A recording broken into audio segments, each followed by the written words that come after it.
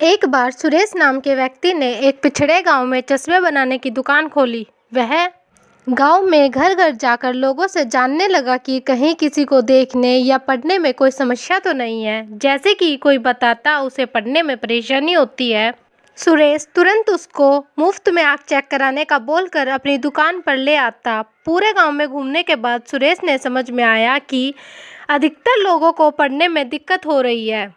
सुरेश मन ही मन बहुत खुश हो रहा था। इतने लोगों का चश्मा बनाकर वह अच्छे पैसे कमाएगा। अगले दिन दुकान पर एक अधेड़ उम्र की महिला आती है। दुकान पर पहले ग्राहक को देखकर सुरेश फूले नहीं समा रहा था और पूरे जोश के साथ ताई जी की आंखों का टेस्ट करने लगा। सुरेश ने अक्षर लिखे और बोर्ड की तरफ उंगली दिखाते हुए कहा, ताई जी आप सामने देखकर इसे पढ़िए। ताई पहले तो काफी देर तक सामने देखती रही, फिर बोली, ना बेटा मुझसे ना पढ़ा जा रहा। सुरेश ने तुरंत लेंस लगाकर फिर से वही प्रश्न दोहराया। ताई ने इस बार भी वही जवाब दिया।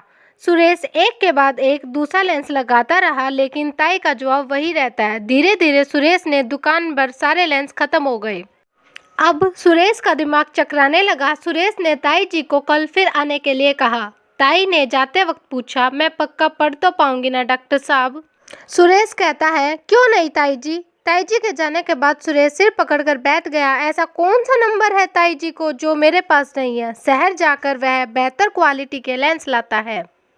अगले दिन ताई जी फिर दुकान पर पहुंची। सुरेश ने ताई जी को बैठाया और फिर से एक के बाद एक लेंस बदलकर उसकी जांच करता रहा और सवाल पूछता रहा, पढ़ा जा रहा है कि नहीं? ताई जी का जवाब आज भी ना में ही था। अंत में सुरेश हाथ जोड़कर ताई जी से बोला, मुझे माफ कर दो ताई जी, मेरी दुकान में ऐसा कोई चश्मा नहीं है जिससे आप साफ साफ पढ़ सकें।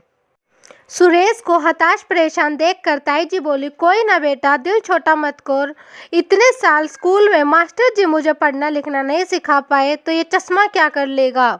इतना सुनकर डॉक्टर साहब माथा पकड़ लेता है।